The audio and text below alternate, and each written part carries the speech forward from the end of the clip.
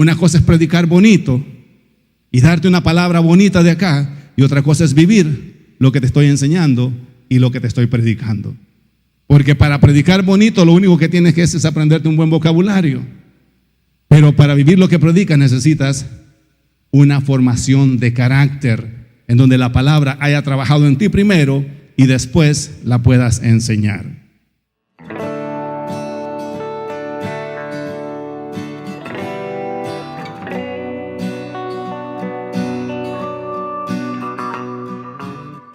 Bienvenidos a la casa de Dios. Así sentaditos, démosle un aplauso a todos los amigos que están a través de las redes sociales. Bienvenidos a Ministerio Restauración, como siempre, como ya es costumbre, a todos los que nos siguen cada semana. Apreciamos el que estén conectados con nosotros y desde acá les mandamos un abrazo, un apretón de manos. Y si necesitas oración por alguna circunstancia en tu vida, deja tu comentario en la parte de ahí. Bueno, ya usted sabe dónde comentar, ustedes son expertos para lo que es el asunto de redes sociales. Deja tu comentario y vamos a estar orando durante la semana y también al final del servicio.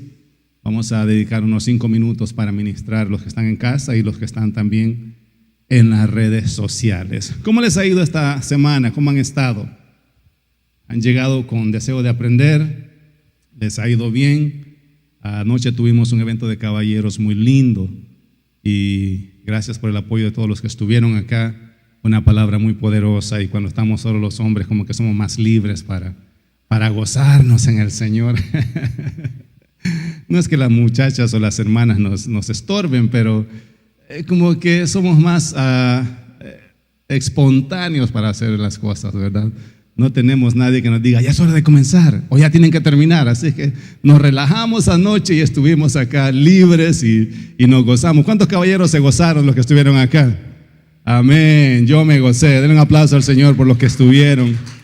Y gracias, hermanas, por prestarnos a sus esposos por lo menos ese tiempo, ¿verdad? Porque yo sé que vinieron con permiso, no se vinieron absolutos, sino que le dijeron a su esposa, pues déjame ir, hombre, mira que tengo ganas de asistir al evento. Así es que gracias por ese apoyo. Estamos comenzando una nueva serie que tiene que ver con lo que es la paternidad espiritual. Y es un tema que va a traer mucha libertad, porque de cierta forma uno de los problemas que más afecta al mundo el que vivimos, en los tiempos en que vivimos, es la orfandad. El hecho de sentirte huérfano, el hecho de sentirte que tuviste el padre equivocado, o que la vida no te favoreció, o quizás Dios fue injusto contigo porque te dio el padre que te dio. Y déjame decirte con esto de la paternidad, hay diferentes puntos de vista. Una persona puede ser un buen padre para alguien y un mal padre para otra persona. Entonces es bien difícil ubicarnos y decir yo soy un buen papá, porque aún en nuestros hijos, ¿verdad? Algunos dicen, man, my dad is the best dad, pero otros dicen, no, a mí me tocó un papá que quiere más al menor o quiere más al mayor. Aún en la familia, aún cuando tú vives en el núcleo familiar, siempre hay diferentes opiniones con relación al padre. Y Jesús lo explica en la parábola del hijo pródigo. 2 muchachos, uno que se fue y no quería estar bajo la autoridad del padre, y el otro que se quedó, pero se quedó con una mentalidad de que tenía un padre un poco injusto. Un padre que no le había dado ni siquiera un cabrito, un padre que no lo había complacido en los deseos internos que él tenía.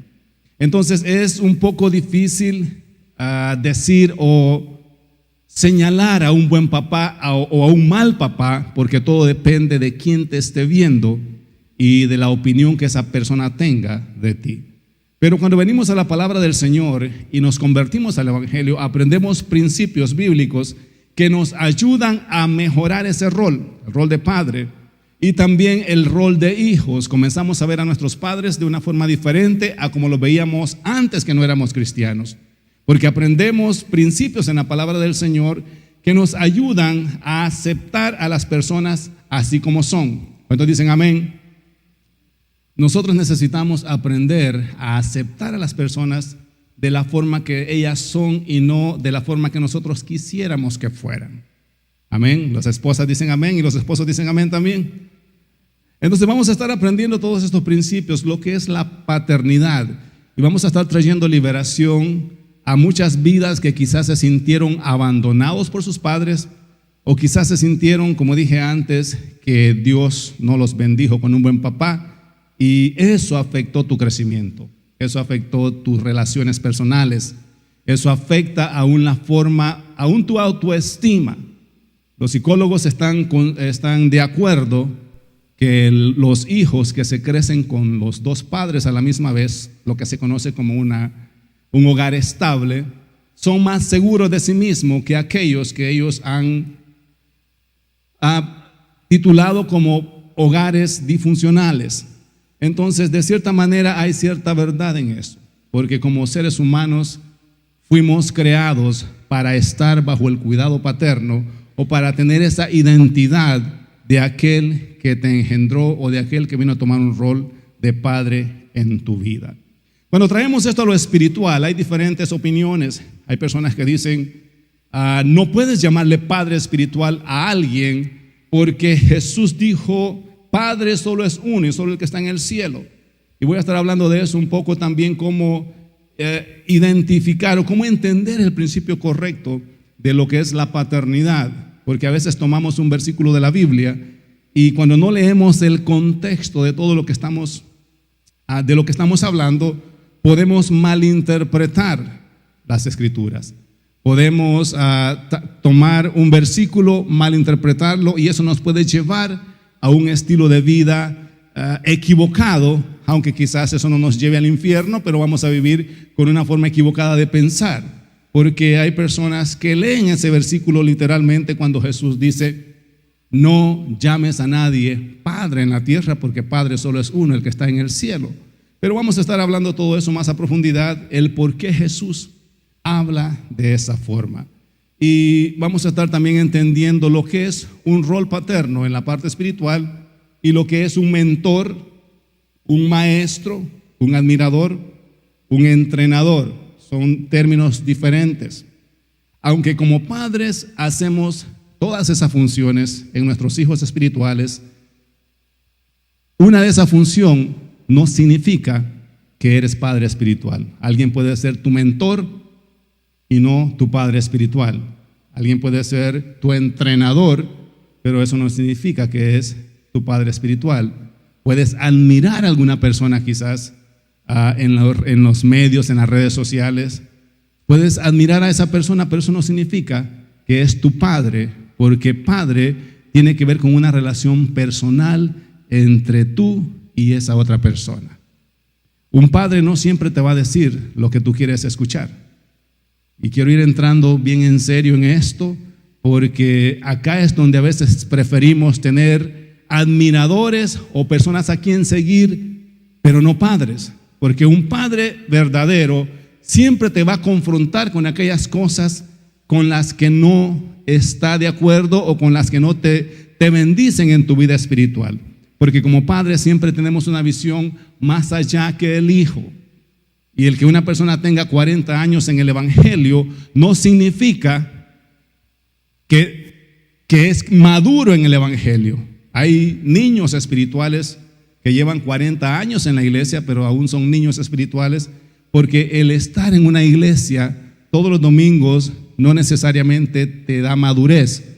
Es un buen principio, aprendes mucho, pero necesitas un estudio más profundo y necesitas a alguien que se siente contigo, te instruya en la palabra de Dios y te moldee en lo que tiene que ver con tu carácter. Y ese es el trabajo de un padre. El trabajo de un padre es moldear tu carácter de acuerdo a la palabra del Señor. No es decirte lo que tenés que hacer, es interpretarte las escrituras y llevarte a un estilo de vida alineado con la palabra del Señor. Porque venimos de diferentes culturas y el evangelio no es una cultura nada más. O sea, el evangelio es el principio bíblico en donde todas las culturas se tienen que unir para vivir de acuerdo a como Dios quiere que vivas. Y esto lo hablábamos durante la semana mientras visitábamos a una familia que venimos de diferentes partes del mundo, con diferentes culturas, con diferentes trasfondos familiares, Y llegamos a la iglesia y algo que la iglesia hace es que une a todas las culturas en un estilo de vida cristocéntrico. ¿Qué dice la Biblia con relación a tu estilo de vida? Probablemente traigas cosas culturales que no se alinean con la palabra del Señor. A lo mejor traes otras que sí son buenas y que te van a ayudar a crecer espiritualmente, pero cuando entiendes el evangelio, entonces tú miras cómo creciste, lo que aprendiste, lo que tienes que cambiar, no porque te lo exige el pastor, sino porque esos estilos de vida no están alineados con la palabra del Señor. Cuando dicen amén. Hay pueblos en nuestros países donde la gente es muy alcohólica y es parte de la cultura. Hay otros pueblos donde la gente, los hombres son muy mujeriegos y les gusta el pasaje que dice que en los últimos tiempos 7 mujeres echarán mano de un solo hombre, y los subrayan y dicen gloria a Dios, esa es mi palabra, esa palabra es para mí. Entonces siempre vamos buscando algún versículo que se alinee a lo que ya traemos culturalmente, pero a veces no entendemos, como dije antes, el contexto de lo que estamos leyendo. ¿Qué tal si leemos el libro de San Mateo para ir entendiendo un poco más cómo Jesús habla de lo que es la paternidad espiritual y por qué hay personas que no le tienes que llamar padre? Y Jesús es específico en esto. El libro de San Mateo, capítulo 23, vamos a estar leyendo 13 versículos. Dice así la palabra del Señor. Entonces habló Jesús a la gente y a sus discípulos diciendo: en la cátedra de Moisés se sientan los escribas y los fariseos. Así que todo lo que os digan que guardéis, guardadlo y hacedlo, mas no hagáis conforme a sus obras, porque dicen y no hacen. Mira qué bonito Jesús habla. O sea, hagan lo que les dicen que hagan, porque lo que les están diciendo está escrito en la ley de Moisés. Pero no hagan lo que ellos hacen, porque ellos dicen una cosa y hacen otra. Estamos siguiendo la lectura. Porque atan cargas pesadas y difíciles de llevar y las ponen sobre los hombros de los hombres, pero ellos ni con un dedo quieren moverlas. Algo típico de los religiosos. Antes hacen todas sus obras para ser visto por los hombres, pues ensanchan sus filacterías, y voy a estar hablando de lo que eso significa, y extienden los flecos de sus mantos. Traigo un pasaje para eso, para que lo entendamos correctamente. Y aman los primeros asientos en las cenas y las primeras sillas en las sinagogas. Y las salutaciones en las plazas, y que los hombres, eso es lo que a ellos les gusta, que los hombres les llamen rabí, rabí, o sea, maestro, maestro. Eso es lo que Jesús está diciendo, que los fariseos les encantaba que les dijeran así. El número 8. Pero vosotros no queréis que os llamen rabí, porque uno es vuestro maestro, y ese es el Cristo, y todos vosotros sois hermanos. O sea, no quieras tomar mi lugar, está diciendo Jesús en ese pasaje. Y no llames padre vuestro a nadie en la tierra. Este es el pasaje que muchos dicen que eso de la paternidad espiritual no es bíblico, porque uno es vuestro Padre, el que está en los cielos. Ni seáis llamados maestros, porque uno es vuestro maestro, Él es Cristo. Y vamos entendiendo todo lo que Jesús está hablando. El que es mayor de vosotros sea vuestro siervo. O sea, el que quiera engrandecerse tiene que ser el que más sirve. Porque el que se enaltece será humillado, y el que se humilla será enaltecido. Creo que tenemos uno más. Mas ay de vosotros, escribas y fariseos, hipócritas, les dice Jesús, porque cerráis el reino de los cielos delante de los hombres, pues ni entráis vosotros, ni dejáis entrar a los que están entrando. ¿Qué les parece el pasaje? Esa porción, muchos dicen, Jesús dijo que no le llamemos padre a nadie espiritual, porque padre solo es uno. Pero en realidad cuando tú lees, y te leí todos los versículos porque yo quiero que leamos o que veamos el contexto de todo lo que Jesús está hablando. Hay personas que no deberías llamar padres espirituales, porque un padre es una persona que se preocupa por ti. Un padre es una persona que está interesado en que te vaya bien a ti y a tu familia. Y estos fariseos, los que Jesús está hablando, no les importaba la gente. A ellos no les importaba si les iba bien o les iba mal. Entonces, cuando miramos el mensaje correcto, lo que Jesús está diciendo, a una persona a quien tú no le importas, no deberías llamarle padre. ¿Vamos entendiendo? Porque un padre es alguien que está interesado por tu bienestar. Y estos fariseos, dice Jesús, no les importa la gente, o sea, le ponen cargas a los hombres que ni ellos mismos pueden mover. O sea, son groseros con la gente y habla de las demandas religiosas, de las exigencias religiosas, porque esto es algo común entre la gente religiosa. La gente religiosa siempre quiere que alguien camine en santidad, pero ellos, bueno, yo tengo mis cosas escondidas, con tal no me descubran, estoy bien. La gente religiosa siempre va a exigir santidad de otros. Si miran a una persona andando mal, dicen, mírenlo, qué pecador. Y dice que es hermano, y dicen que es cristiano. Y va a la iglesia, Ministerio Restauración o cualquiera que sea la iglesia. Está pecando, y a veces el pecado que ellos tienen es peor, pero están poniendo cargas pesadas en el otro. Y dijo Jesús, hagan lo que ellos les dicen que hagan, pero no hagan lo que ellos hacen. O sea, porque ellos enseñan bonito, pero hacen otras cosas peores. ¿Alguien se está identificando con la gente religiosa? Una cosa es predicar bonito y darte una palabra bonita de acá, y otra cosa es vivir lo que te estoy enseñando y lo que te estoy predicando.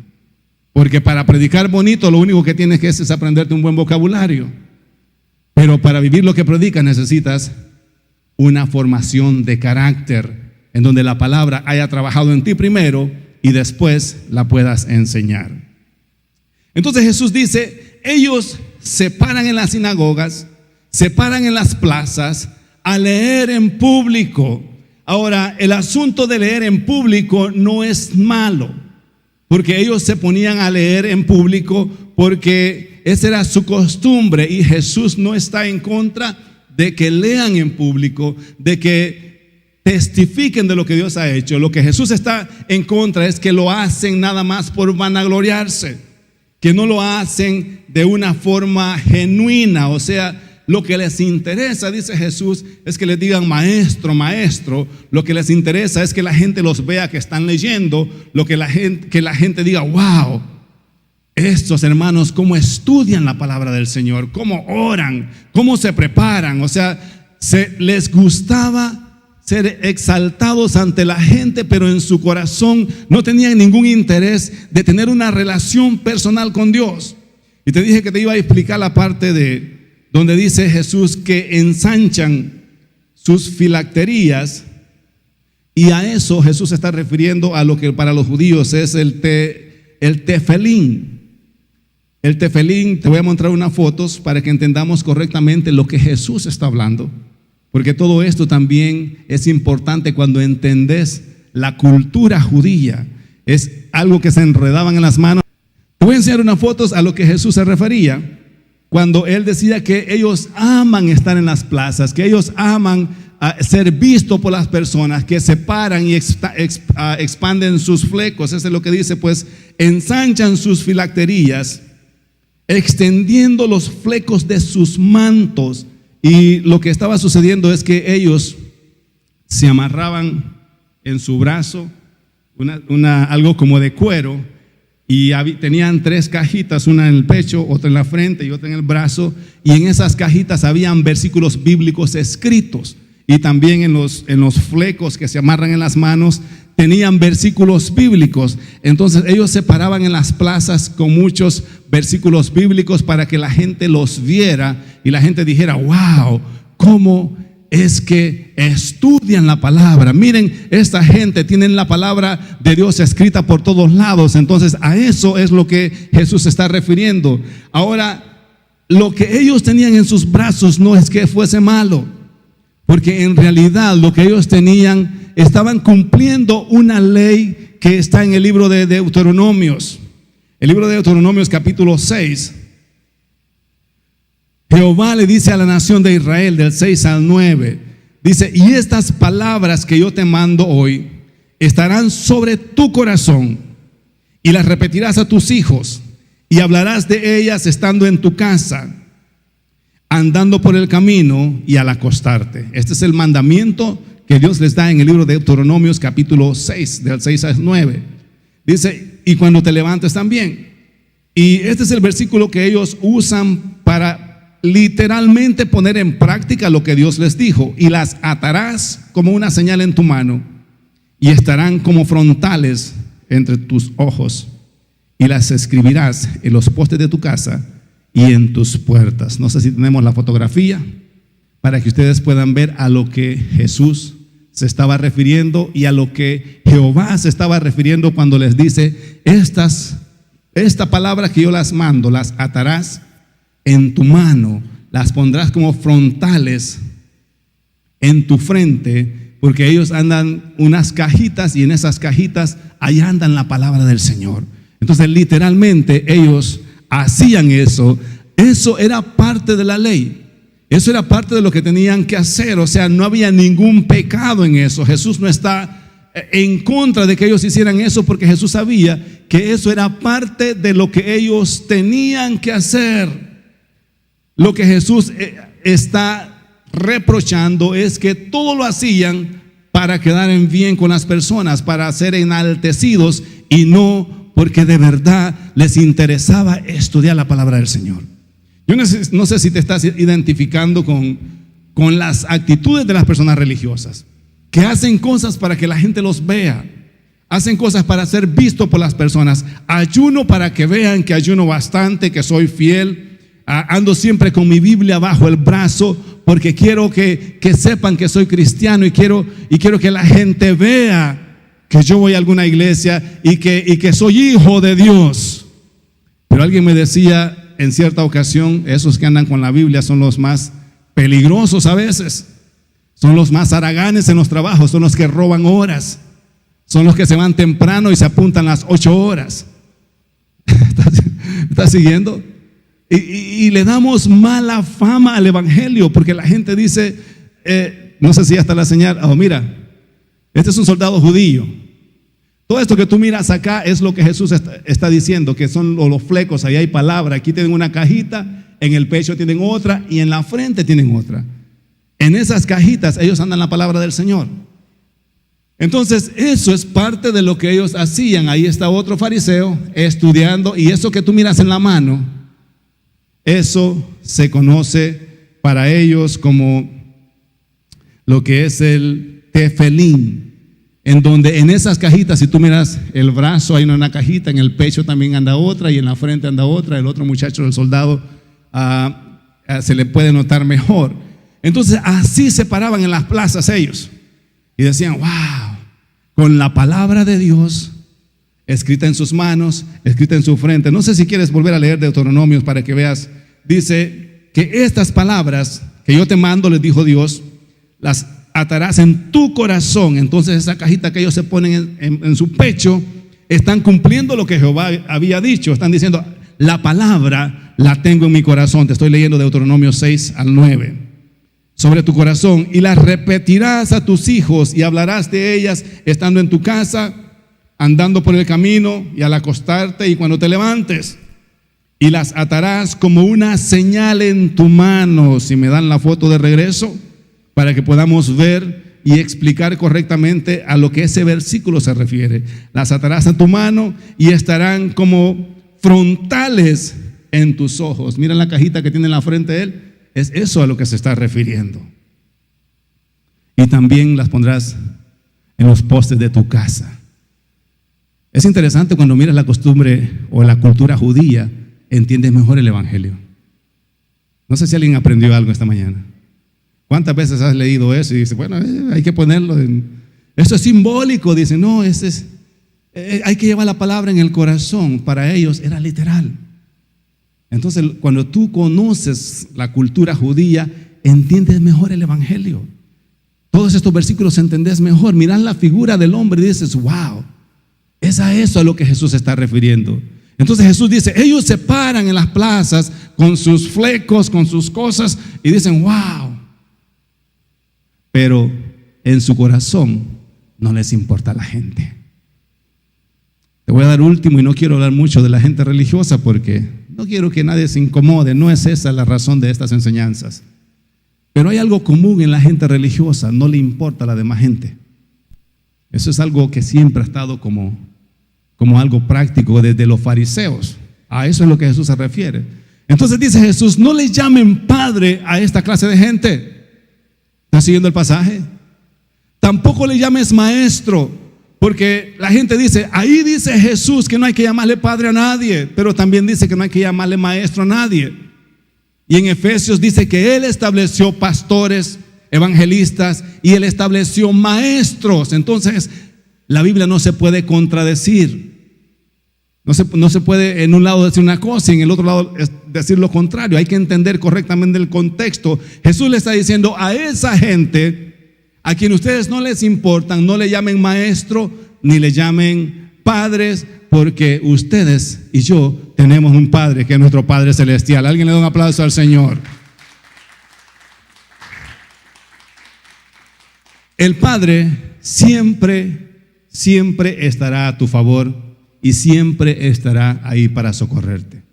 La nación de Israel, siempre que pecaban, acudían a Dios y le recalcaban en su cara a Dios que Él era su Padre.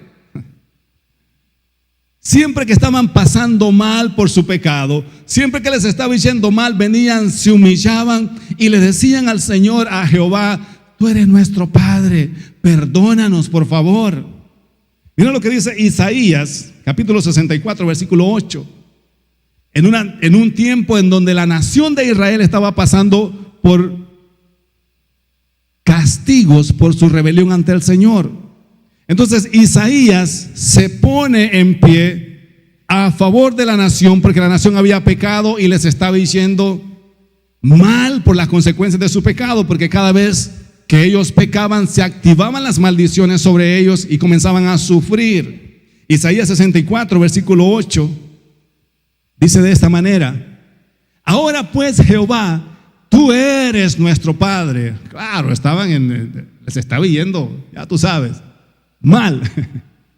Y en forma de suplicarle a Dios que los perdonara, en forma de pedirle perdón y de reconciliarse con Dios, Isaías se levanta en vez de toda la nación. O sea, él es la voz de la nación y le dice: tú eres nuestro Padre, nosotros barro y tú el que nos formaste, así que obra de tus manos somos todos nosotros. O sea, les está diciendo: Señor, ten misericordia, mira que tú nos creaste, nosotros somos obra de tus manos, no nos puedes estar castigando tanto. Cuando tú lees todo el pasaje completo, te das cuenta de la gran maldición y todo lo malo que les estaba diciendo, y él se levanta en medio de todo eso e implora perdón y una reconciliación con su Padre, diciéndole: nosotros somos hechura tuya, no te olvides, no nos castigues tanto, perdónanos. Mira lo que dice Salmos capítulo 103. Salmos 103, 13 y 14. Como el Padre se compadece de los hijos, se compadece Jehová de los que le temen, porque Él conoce nuestra condición. El Padre siempre va a conocer la condición del Hijo. Se acuerda que somos polvo. Nadie te conoce mejor que tu Padre Celestial. Amén. ¿Alguien recibió eso? ¿Tú crees que nadie conoce tu corazón? ¿Tú crees que nadie te entiende? ¿Tú crees que nadie está a tu favor? ¿Tú crees que todo el mundo te olvidó? El salmista dice que como el Padre se compadece de su Hijo, así se compadece Jehová de los que le temen, porque Él conoce nuestra condición. Se acuerda que somos polvo, o sea, Él sabe quién tú eres. Él sabe de lo que eres capaz y de lo que no eres capaz. Él sabe la circunstancia que estás pasando. Él sabe cuáles son tus pensamientos. Él sabe lo que hay en lo interior de tu corazón. El domingo pasado hablábamos de lo importante que es entregarle tu corazón al Señor, y que Dios siempre ha pedido el corazón del hombre para poder poner de su gracia, de su favor ahí. ¿Alguien está aprendiendo algo en esta mañana? La paternidad espiritual no es un término que se refiere al engendramiento. Yo quiero ir entrando y aclarando todo esto, sino a la responsabilidad sobre el cuidado y la guianza espiritual de los que se convierten. Cuando hablamos de paternidad espiritual, no estamos hablando de un engendramiento. No estoy diciendo que yo los engendré a ustedes en el espíritu. Estamos hablando de una guianza, de un cuidado, de una responsabilidad. O sea, aquello que a mí me toca hacer como padre espiritual para aquellos que están recién convertidos. Porque nosotros somos engendrados por el Espíritu Santo. Es Dios el que nos engendró. Es en el nuevo nacimiento, cuando tú le recibes, Dios pone de su genética en ti, pone de su espíritu en tu espíritu. Entonces, cuando hablamos del término de paternidad, o cuando nos llamamos padres de alguien, no estamos refiriéndonos a que nosotros te engendramos en el espíritu. Estamos refiriéndonos al término de que nosotros te cuidamos cuando naciste de nuevo. ¿Alguien entendió eso? Y hay dos formas de ser padre espiritual para una persona. Por crecimiento, por ejemplo, yo crecí desde niño en una iglesia, y el pastor que tuve hasta la edad de 14 años, a él lo consideraba como mi padre espiritual, porque crecí bajo su ministerio, crecí bajo sus enseñanzas. Muchas veces me ministró, me puso su mano sobre mi cabeza e impartió de lo que había en él, en mí, aún sin yo darme cuenta y aún sin él darse cuenta. ¿Sabes por qué me gusta ministrar a los niños? Porque yo soy su padre espiritual. Porque cada vez que yo pongo mi mano sobre ellos, imparto de lo que hay en mí de parte de Dios para que ellos puedan recibirlo también. Y el viernes tuvimos un servicio lindo en esta casa de niños. Es impactante ver a los niños llorar por el toque del Espíritu Santo. Yo te aconsejo que no te pierdas los viernes. A veces miramos el culto de niños, el de niños, los niños. Es más, me atrevo a decir que es más importante quizás que el del domingo. Porque es el momento donde los ministramos y estamos formando una nueva generación para que vayan y hagan lo que tú y yo nunca vamos a poder hacer. Nuestros hijos, dale un aplauso al Señor. Nuestros hijos llegarán a lugares donde jamás tú y yo vamos a poder llegar. Ellos han nacido, han crecido acá, se van a desarrollar en otro ambiente y Dios los va a posicionar en lugares de alta estima. Y ahora es la oportunidad de que tú y yo impartamos de lo que hay de Dios en nosotros para que vayan y hagan lo que Dios quiere que hagan. Parte de lo que yo enseño, parte de lo que somos, parte de mis principios doctrinales y mi forma de ver el evangelio lo heredé de mi pastor. Algo que me gustaba del pastor, que no andaba con cosas religiosas, algunos de ustedes lo conocieron. Ese hombre era tan práctico para las cosas de Dios. Y creo que mientras esta semana estudiaba todo esto, el Señor traía a mi memoria todos los momentos que compartí con él. Lamentablemente fue asesinado en un servicio de día domingo. Había una santa cena y llegaron ciertos individuos armados y lo sacaron del templo, y en unos sembrados de algodón ahí lo asesinaron. Tenía yo 14 años. Y he estado pensando en él bastante, porque creo que todo lo que ahora somos y lo que enseñamos lo aprendí en mis primeros 14 años de vida.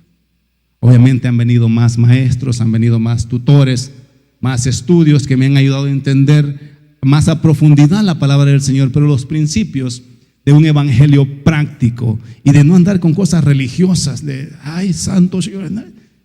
El hombre era tan normal. Y a veces pienso que por eso es que yo soy tan normal. Porque yo no entro en ese patrón de super santidad en donde no te puedes reír de ningún chiste colorado porque es pecado. If it's funny, I laugh.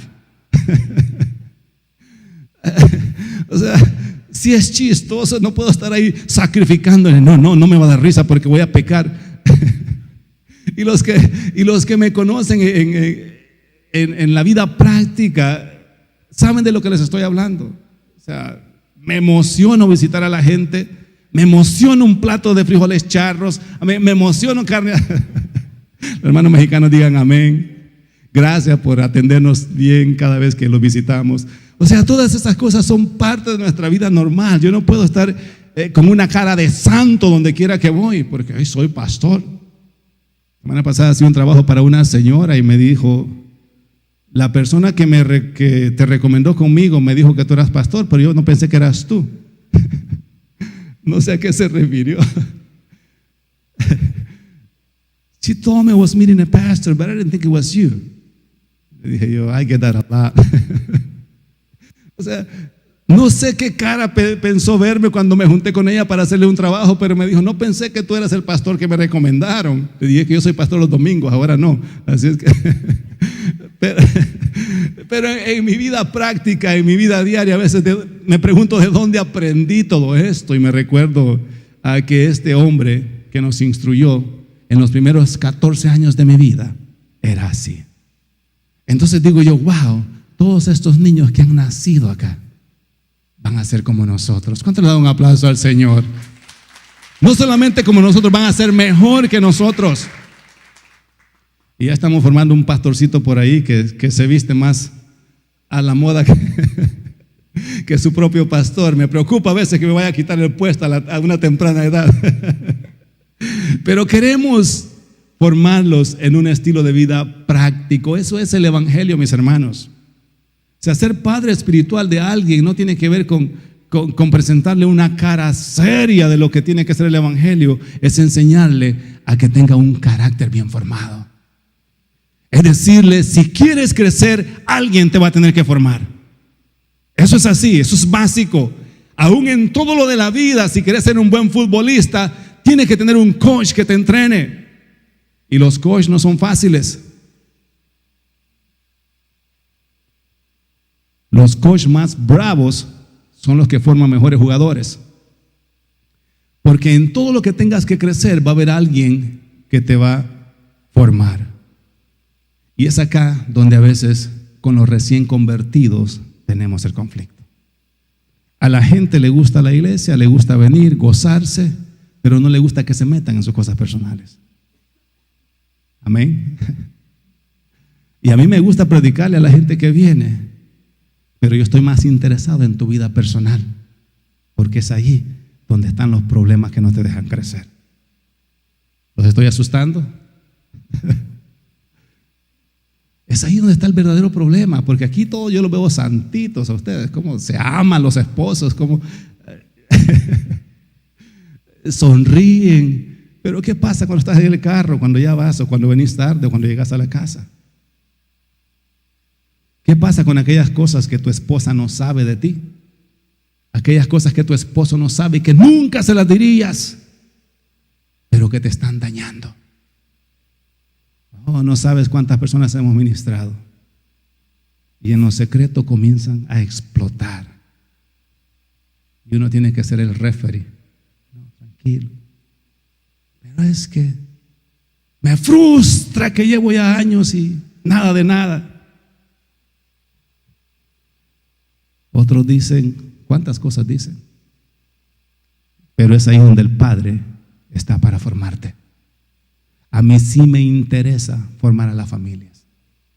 Y me interesa meterme en tu vida personal, en tu vida matrimonial, aún en tus negocios me quiero meter. Soy metido yo. Pero yo no quiero ser un admirador tuyo, yo quiero ser un padre. Si Dios te trajo a esta casa es porque necesitas un padre que te forme, que te alinee para que puedas llegar al propósito de Dios. Y ese es mi trabajo. Dale un aplauso al Señor. Para eso Dios me llamó. Porque hay gente que necesita crecer espiritualmente. Y a veces un culto no es suficiente para que crezcas. Es necesario sentarme contigo y ayudarte, por lo menos como referee, para ver el lado de uno, el lado del otro y decirle, tranquilos, no está tan difícil la cosa. Porque siempre cuando habla con la gente mira el problema así de este tamaño. Al punto que me quiero divorciar porque no le encuentro salida.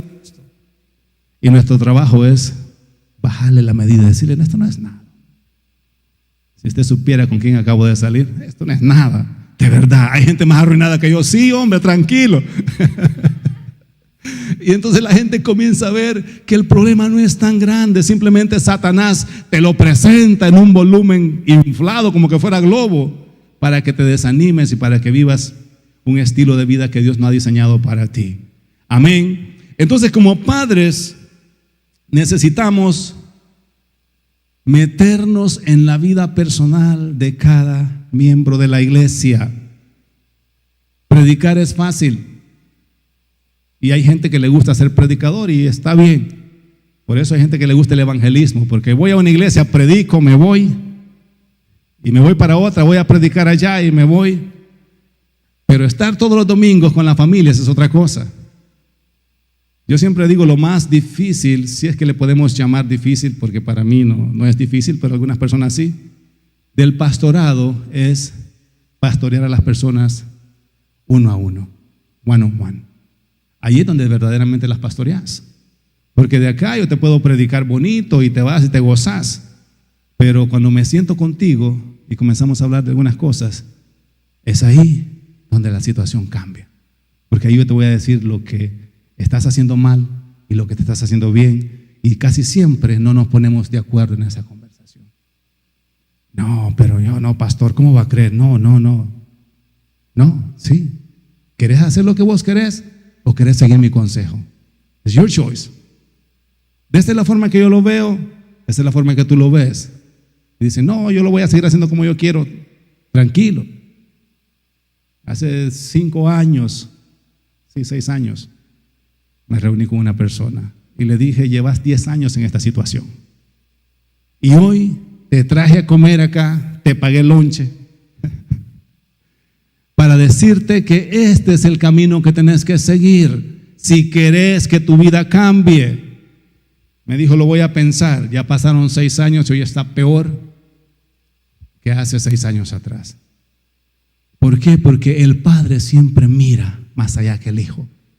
¿Acaso ustedes como padres físicos no hacen eso con sus hijos? Te vas a caer, hombre, no te estés subiendo ahí. Te vas a caer. Al rato, ¡boom! ¡Ah! Te caíste, te lo dije. No solamente te vas a caer, sino que hoy te voy a repasar yo, decía mi abuelita.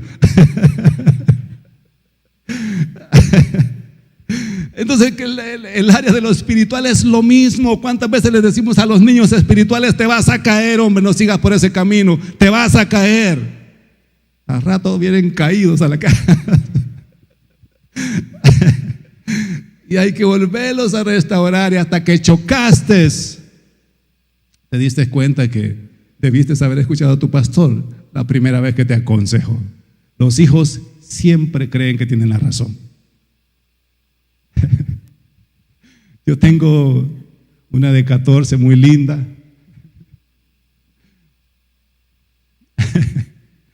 Pero ella siempre tiene la razón. Bueno, ahora ya cambió, pero cuando estaba de 12 a 13 tuvimos algunas ministraciones ahí bastante serias. Porque a esa edad los niños piensan que saben más que los papás. No, you know, that's what you think, but I know better. Well, we'll see. ¿No les pasa eso a ustedes con tus hijos? Que tus hijos siempre piensan que saben más que tú. Pero uno, como dijo mi papá, estas canas no salen por tonto. Estas me han costado experiencias en la vida. Just look at my head. Cuando tú vas, yo ya vine y regresé 3 veces, así es que sabemos para dónde vas y sabemos a dónde vas a llegar. Espiritualmente es así, mis hermanos. Las canas espirituales que tenemos no son cuestión de aburrimiento, es porque hemos visto a la gente fracasar y no queremos que eso te pase a ti. ¿Cuántos quieren ser hijos espirituales en esta casa? Yo sí quiero ser su padre espiritual. Dale un aplauso al Señor ahí donde estás.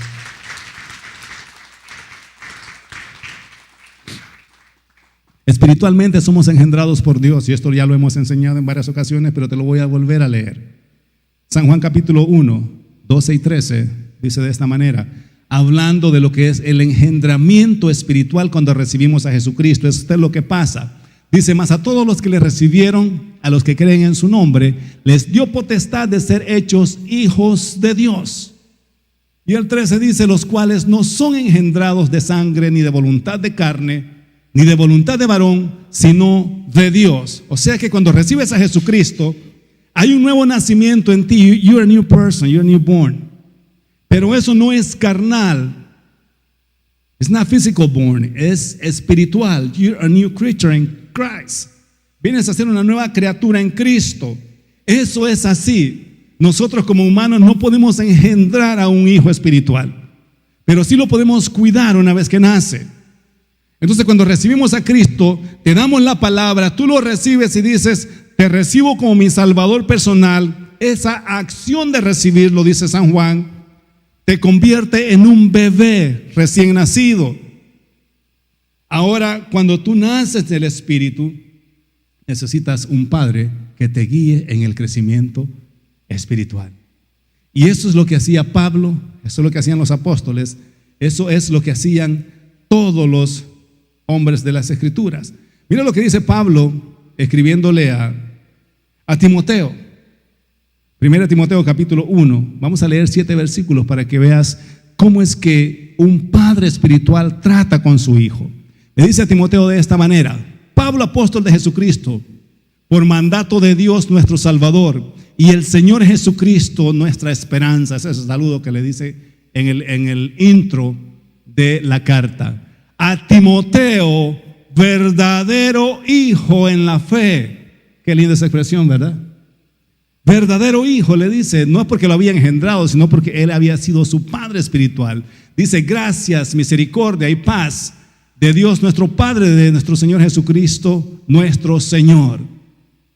Y luego le dice, como te rogué que te quedases en Éfeso. Estas son las instrucciones de un padre espiritual hacia un hijo cuando fui a Macedonia, para que mandases a algunos que no enseñen diferente doctrina. O sea, para que le dijeses a algunos de los que están ahí que no estén enseñando una doctrina falsa. 4. Y que tampoco presten atención a fábulas y genealogías interminables que acarrean disputas, más bien que no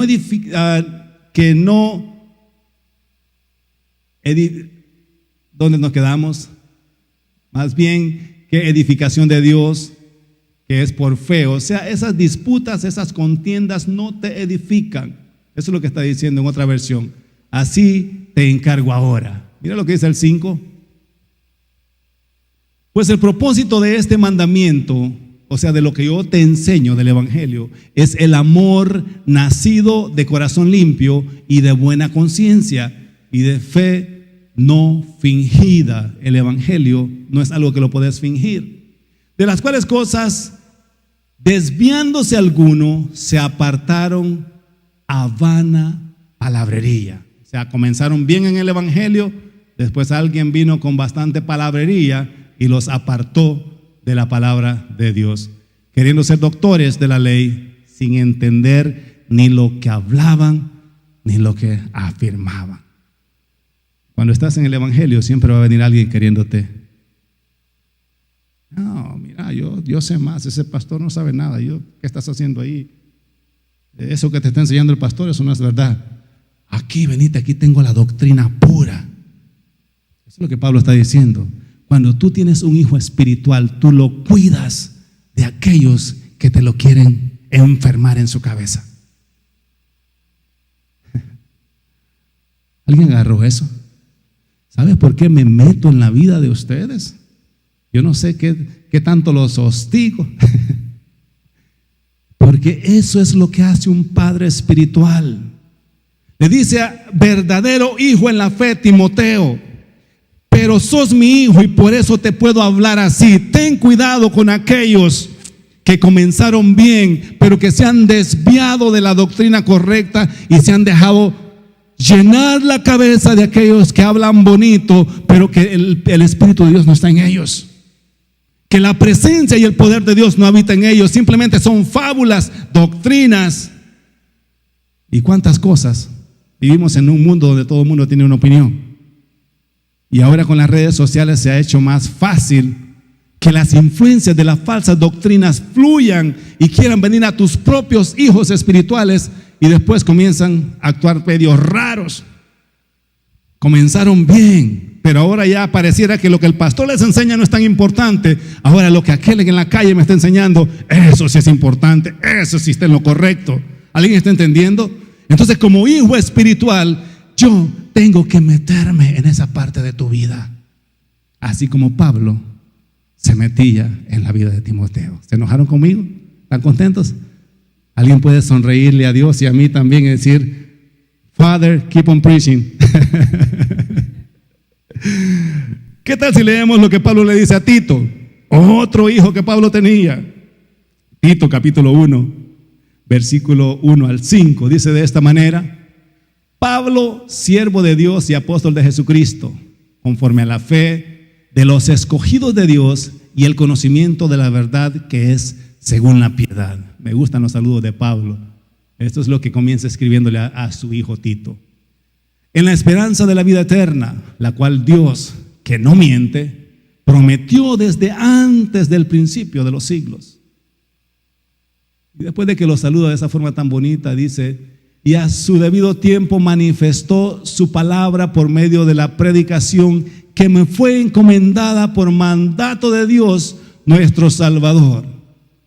Estaba seguro que Dios lo había llamado.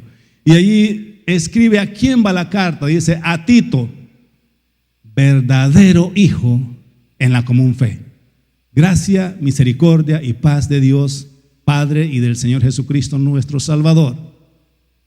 Mira lo que le dice a su hijo una vez que lo ha saludado y deja por sentado que ese es su hijo en la fe. Por esta causa te dejé en Creta para que corrigieses lo deficiente, o para que arregles lo que no es, lo que está desordenado, dice otra versión, y establecieses ancianos en cada ciudad, así como yo te mandé. Eso es ser un verdadero hijo, recibir instrucciones de tu Padre espiritual. A veces nos cuestionamos: ¿por qué a mí me ponen a hacer eso? A veces me pregunto por qué Tito, cómo se sintió Tito cuando recibió la carta. Y le dije: te dejé en Creta para que ordenes las cosas de la iglesia. O sea, yo no puedo estar ahí, pero tú eres mi hijo y tienes mi autoridad para ordenar lo que está desordenado. ¿Sabes que ordenar una iglesia desordenada no es una tarea fácil?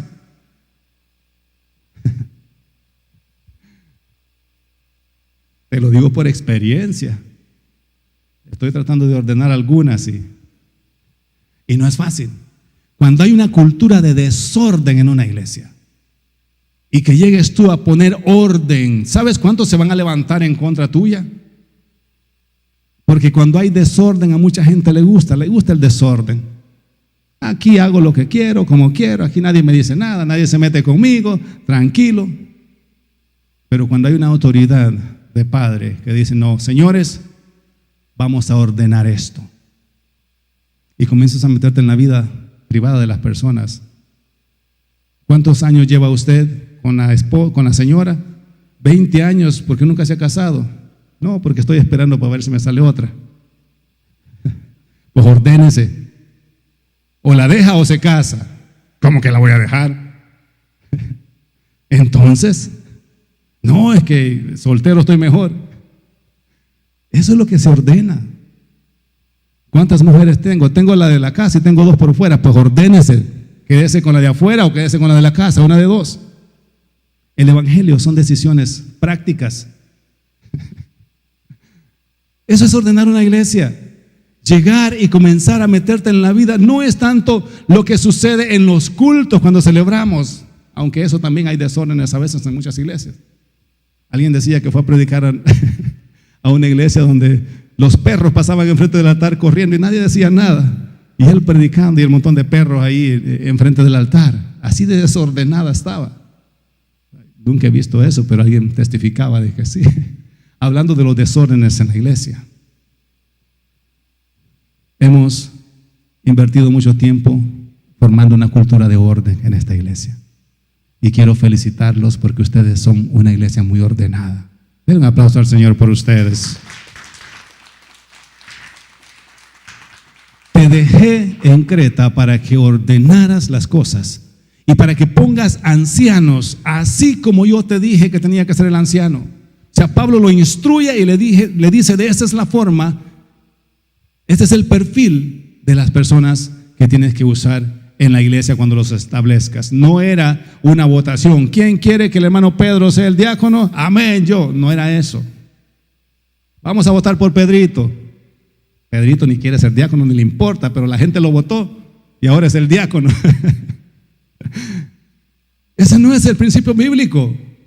Lo que pasa es que a veces hemos llevado a la iglesia como algo democrático, pero la forma establecida por Pablo es que yo te he dado un perfil y tú busca a los ancianos y colócalos en las posiciones que deben de funcionar. Amén. Porque el Padre Espiritual siempre está viendo quién puede funcionar de una forma más excelente. El nacimiento de nuevo, mis hermanos, tiene que ver con tener un corazón renovado. Cuando tú naces de nuevo, Dios pone un nuevo corazón en ti. Así es que si te robaron el corazón antes de venir a Cristo, te robaron el corazón viejo. No perdiste tanto. No te angusties. Te robaron el corazón que no servía. Ahora Dios ha puesto un corazón nuevo en ti. ¿Alguien se alegra por eso? Alguien puede tocar su corazón y decir, Dios puso un corazón nuevo en mí. Oh, qué bueno eres, Señor. El nuevo nacimiento estaba ya profetizado aún en el antiguo tiempo. Mira lo que dice Ezequiel capítulo 36, del 26 y el 27. Eso es Dios hablando lo que iba a hacer con aquellos que nacieran de nuevo. Os daré corazón nuevo y pondré espíritu nuevo dentro de vosotros y quitaré de vuestra carne el corazón de piedra y os daré un corazón de carne. ¿Cuántos se alegran por eso? Y pondré dentro de vosotros mi espíritu. Eso es cuando tú recibes a Cristo, eso es lo que sucede. Dios pone de su espíritu en ti. Y haré que andéis en mis estatutos y guardéis mis preceptos y los pongáis por obra. ¿Sabes por qué le podemos ser fiel a Dios? Porque Él puso de su espíritu en nosotros. Te dio un nuevo corazón. Por eso te dije, si alguien te robó el corazón, dale gracias a Dios que te robó el que no servía. Ahora Dios te ha puesto uno nuevo. ¿Qué tal si leemos Ezequiel capítulo 11? Y con esto vamos a ir cerrando la enseñanza de esta mañana. 11, 19 y 20. Dice de esta manera: y les daré un corazón y un espíritu nuevo. Pondré dentro de ellos y quitaré el corazón de piedra de en medio de su carne y les daré un corazón de carne. Alguien puede decir, yo tengo un corazón de carne. Y en ese corazón está la presencia del Espíritu Santo de Dios.